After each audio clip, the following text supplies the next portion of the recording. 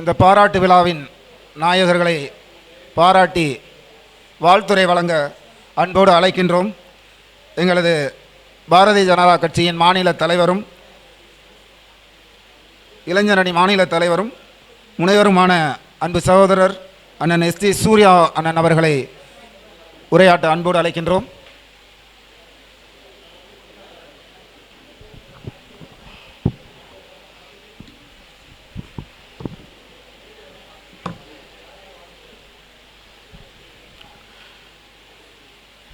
எங்கள் புருவங்கள் தாழ்ந்துள்ளன, எங்கள் இமைகள் கவிந்துள்ளன, எங்கள் உதடுகள் அண்டியுள்ளன, எங்கள் பற்களும் கண்டிப்போயுள்ளன. நாங்கள் குனிந்தே நடந்து செல்கிறோம், எங்களை நீங்கள் ஆண்டு நடத்துக. எங்களை நீங்கள் வண்டியில் பூட்டுக, எங்கள் முதுகில் கசையால் அடிக்குக. எங்களை நீங்கள் வண்டியில் பூட்டுக, எங்கள் முதுகில் கசையால் அடிக்குக. எங்கள் முதுகுத்தோல் பீந்தெறிந்து போகட்டும், தாழ்ந்த புருவங்கள் ஒரு நாள் நிமிரும், கவிந்த இமைகள் ஒரு நாள் உயரும், இறுகிய உதடுகள் ஒரு நாள் துடி துடிக்கும், கண்டிய பற்கள் ஒரு நாள் நரநரக்கும். அதுவரை நீங்கள் எங்களை ஆள்க, அதுவரை உங்கள் வல்லபம் ஓங்குக. அனைவருக்கும் இனிய மாலை வணக்கம். இந்த நிகழ்ச்சியில் கலந்துக்கிட்டு சென்றுள்ள அண்ணன் ஹுமாயூன் அவர்களுக்கும், இங்கே ராணிப்பேட்டை மாவட்ட காங்கிரஸ் கமிட்டி தலைவராக இருக்கக்கூடிய அன்பு சகோதரர் திரு நரேஷ் அவர்களுக்கும், மூத்த பத்திரிகையாளர் அன்பு அண்ணன் கோவி லெனின் அவர்களுக்கும், மற்றும் இந்த நிகழ்ச்சியில் ஏற்பாடு செய்து வருகின்ற அண்ணன் மோகன்தாஸ் மற்றும் குழுவினருக்கும் மனமார்ந்த வணக்கம். இப்போ ஒரு மாணவி கோயம்புத்தூர் பூலுவம்பட்டி கேம்ப்லேருந்து வந்து பரிசு வென்றாங்க. அவங்க சார்ட்டர்ட் அக்கௌண்டன்சி சிஏ படிக்கிறேன்னு சொன்னாங்க. ரொம்ப மகிழ்ச்சி. நான் கோயம்புத்தூரில் பிறந்து வளர்ந்த போது முதல்ல எனக்கு இலங்கை முகாம் முதல்ல நான் சென்ற முகாம் பூலுவம்பட்டி முகாம் தான், கோயம்புத்தூரில். 2010ஆம் ஆண்டில் ஒரு மாணவர் கல்லூரியில் சேர்க்க பெற்று அவர்களுக்கு கல்லூரி கட்டணம் கட்டணும்னு ஒரு நண்பர் மூலமாக பரிந்துரைக்கு அவங்களுக்கு அந்த கல்லூரி கட்டணம் முடித்த உடனே ஒரு தனியார் நிறுவனத்தில் வேலை கிடைச்சது, ஐடி கம்பெனியில். எல்லாமே முடிஞ்சு, இன்டர்வியூ எல்லாம் முடிஞ்சு ஹெச்ஆர் ரவுண்டு வரும்போது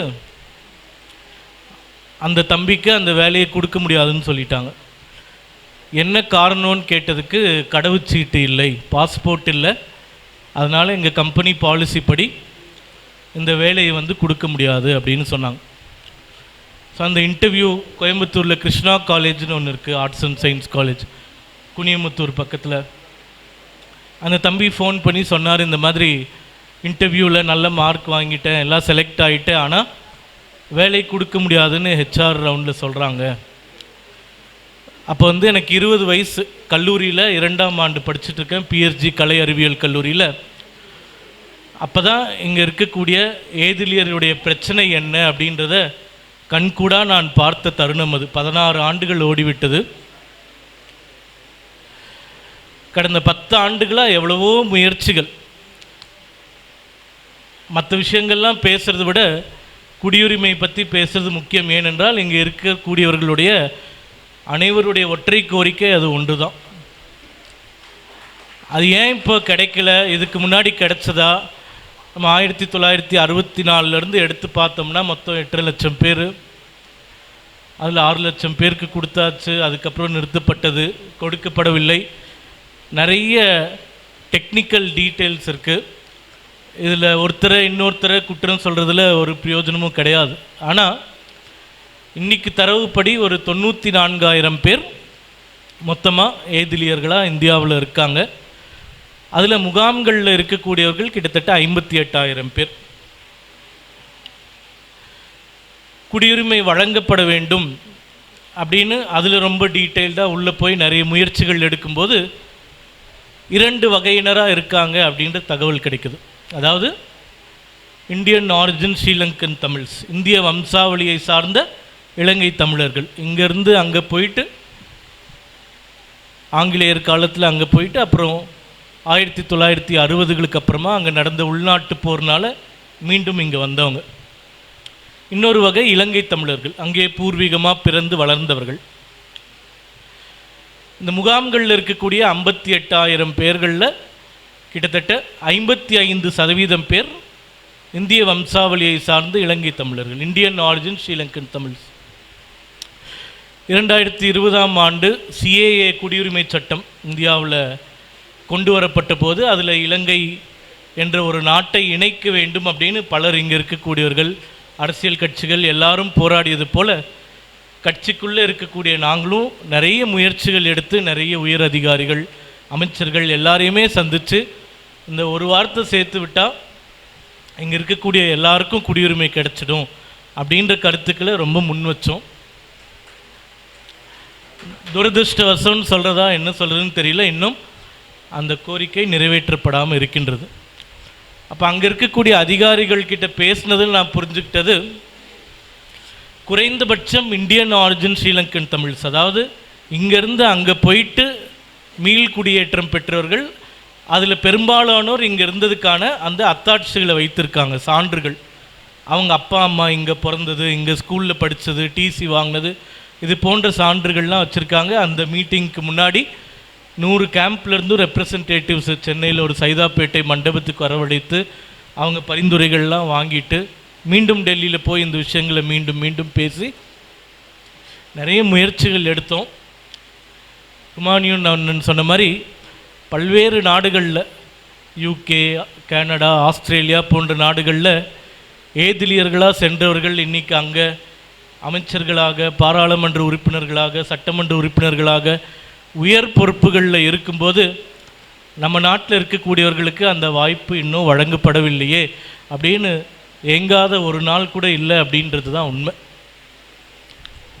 இருந்தாலும் அந்த முயற்சியானது தள்ளி போயிட்டே இருக்குது. பல்வேறு கட்டங்களில் அதுக்கு பிரச்சனை இருக்குதுன்றது நம்ம புரிஞ்சுக்கிறோம். ஆனால் குறைந்தபட்சம் அந்த 55% சொல்லக்கூடிய முகாம்களில் வாழக்கூடியவர்களில் கிட்டத்தட்ட ஒரு 30,000 பேருக்கான குடியுரிமை சுலபமாக வழங்கிவிடலாம் அப்படின்ற ஒரு கருத்துக்களை பெற்றோம். கடவுச்சீட்டு பிரச்சனைக்காக நம்ம மதுரை ரோமியோ அவர்களை வைத்து பல வழக்குகளை நடத்தி அதில் வெற்றி பெற்று சில பேருக்கு கடவுச்சீட்டுகள் கூட வாங்கி கொடுத்துருக்கோம். அந்த கேஸ் அடிப்படையிலையாச்சும் இதுக்கு ஒரு கன்க்ளூஷன் கொண்டு வந்துடலாம் அப்படின்னு அது நோக்கியும் பல முயற்சிகள் எடுத்தோம். ஆனால் பல மட்டங்களில் அது இன்னும் தடைப்பட்டே போகுது. போன திமுக அரசாங்கத்தில் ஒரு குழு அமைத்தார்கள். அதில் நம்ம சிறப்பு விருந்தினராக வந்திருக்கக்கூடிய திரு கோவி லெனின் அவர்கள் இந்த சம்பவத்தை அந்த குழு முழுவதுமாக படித்து அந்த பிரச்சனைகளை ஆராய்ந்து ஒரு அறிக்கையை தயார் செஞ்சுருக்காங்க. அந்த அறிக்கையின் வாயிலாக தான் மத்திய சர்க்காரோடு இனிமேல் நம்ம ஏதாச்சும் ஒரு இது குறித்த பேச்சுவார்த்தை அந்த விஷயங்கள்லாம் நடத்தணும். இது வரைக்கும் எதுவும் அதிகாரத்தை நோக்கி எங்களுக்கு வாய்ப்புகள் கிடைக்கல. நான் சின்ன வயசுலேருந்து பாரதிய ஜனதா கட்சியில் இருக்கேன். என்னுடைய பாட்டனார் பாரதிய ஜனதா கட்சியை தமிழகத்தில் நிறுவிய தலைவர்களில் ஒருவர். இன்றைக்கி கையில் எந்த அதிகாரமும் இல்லை. ஆனால் விரைவிலையோ இல்லை எப்பயோ அந்த அதிகாரமோ அந்த வாய்ப்போ என்னைக்காச்சும் என்னோடய கைக்கு வரும்போது நிச்சயமாக நான் செய்யக்கூடிய முதல் முயற்சி அல்லது முதல் வெற்றியாக இலங்கை தமிழர் ஏதிலியர்களுக்கு குடியுரிமை நிச்சயமாக பெறுவதற்கான அனைத்து முயற்சிகளையும் செய்து வென்று காட்டுவோம். அதுக்காக இப்போ பண்ண மாட்டிங்கன்னா கிடையாது, தொடர்ந்து எங்களுடைய முயற்சிகள் இருந்து கொண்டே இருக்கும். ஆனால் இந்த விஷயத்தில் இங்கே இருக்கக்கூடிய கட்சிகளாகட்டும், இங்கே இருக்கக்கூடிய பல அமைப்புகளாகட்டும், அவங்களுக்குள்ளே ஒற்றுமை கிடையாது.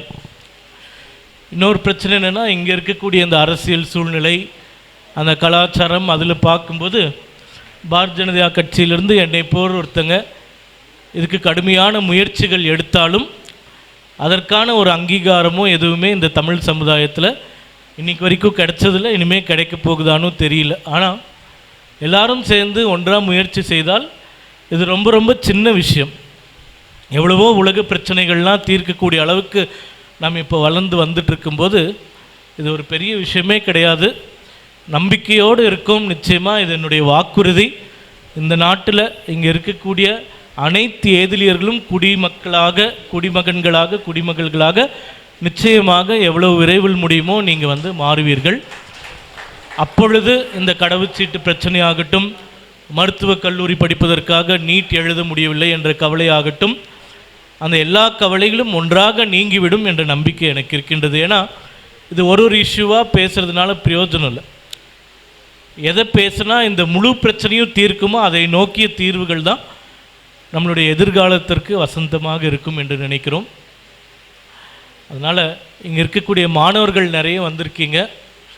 அந்த மருத்துவக் கல்லூரி வாய்ப்பு மறுக்கப்பட்டால் கூட இப்போது மேடையில் நான் பரிசு கொடுத்த 3 பேருமே, முதல்ல கொடுத்த தம்பி சென்னையில் MITயில் ரோபோட்டிக்ஸ் இன்ஜினியரிங் படிக்கிறேன்னு சொன்னார்.